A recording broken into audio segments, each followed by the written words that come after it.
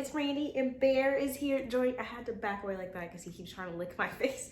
But Bear is joining me today, and as you can tell by the title of this video, I know it's a little late. Guys, I'm sorry, you know, wedding caught up to me, all of that stuff, and I promised to make, I've had so many questions about like how I dealt with the wedding and RA and everything in that, so I promised to give you all those tidbits. But I needed to update you guys that I'm officially now in try 9 of chiropractic school. That's 9 out of 10. So I needed to give y'all a recap on try 8. So try 8's recap is gonna be really, really quick because I only had 4 classes. I know, crazy. We were down to only 4 classes. And then I was in outpatient clinic. So that was a little bit different because in try 7, we were in student clinic. So just real quick about outpatient clinic, basically in our clinic that we have on campus, we're still working with our attendings, but our patients that we actually saw were not students, so just the general everyday public. So that was the biggest change, just switching over from actually seeing like try 1s and other students in the program to actually treating people that aren't in the program and have no idea what chiropractic is and I've never been to a chiropractor, or just everything of really just not even knowing anything about like the human body. Of course some patients did, but it was just crazy actually treating those that didn't, because it just kind of gave us that real world perspective. And then also in try 8, I did get to do a rotation at a women's shelter, so that was really cool, and that actually kind of put a lot into perspective for me, and it was a really humbling and touching experience, and I could go on and on about the experiences that I had there, but I'll keep it short. Just long story short, it was amazing, and it was just an experience that you can't put a price on it. That's how amazing it was.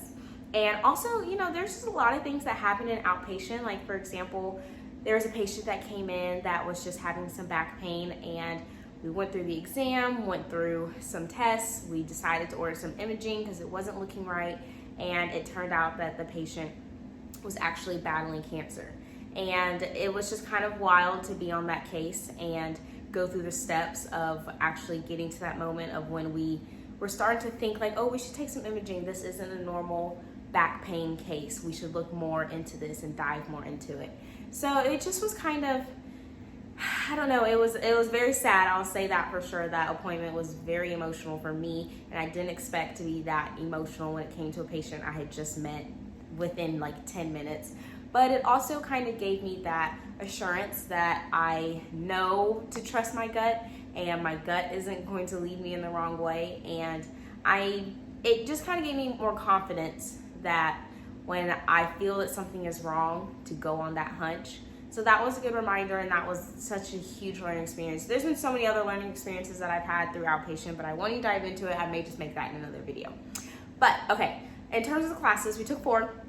One was called ethics, which we just talk about basically ethical principles. And so we had to deal with standardized patients. So we'd go in and a patient would ask us a different question. Like we had a patient that asked us our opinion on vaccines. We had a patient that was being abused. We had a patient that wanted a note so that they could skip work. So we had to be put on the spot on how we would deal with ethical principles. So that was pretty cool.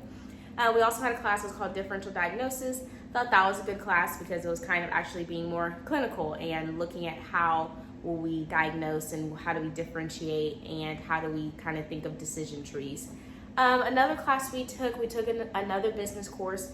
This was a good course because it was like advanced, so it was more thought-provoking. We made a business plan. We had to update our resume, our CV, so that was really good. And then the last class we took, oh my goodness, I am drawing a blank on the last class that we took. Hold on. Oh, the last class we took was called Principles of Evidence-Based Practice. So this class was just really focused on reading articles, going through research, how to differentiate between good research, good articles, bad articles, what makes a research study actually legit. And so that was good because I want to have an evidence-based practice. So that was also a good course. But yeah, that's really it from try 8. I would say the biggest things that I learned was that to trust my gut, go with my hunches, and that I found some confidence when it came to diagnosing or formulating diagnosis and formulating treatment plans and just kind of going along the correct path, I should say, when it came to patient care and treatment. So that was good, and that made me feel good. And now in Try 9, we'll be going, we're still an outpatient clinic, but I actually will get to do an externship, so that means I get to go off and learn from a doctor that is not in the clinic that I'm in now, so that'll be really good. But yeah, other than that, Bear is so tired of me talking. But other than that, that is all Try 8. And now starting in Try 9, oh, and also in Try 8, I did take Part 2 boards. So I'll make a video talking about Part 2 boards. But yeah, that was really it. It's getting boring now. We're at the end, so there's not much meat and potatoes. But if y'all have any questions when it comes to chiro school, I would be down to answer them, or just any other questions in general. You can find me on Instagram. I'm rawarrior_randi. You can send me an email. I'm rawarriorrandi@gmail.com, and I will get back to y'all as soon as I can. So just reach out to me, and I will be there. And I hope that y'all have a great rest of y'all's day. Goodbye.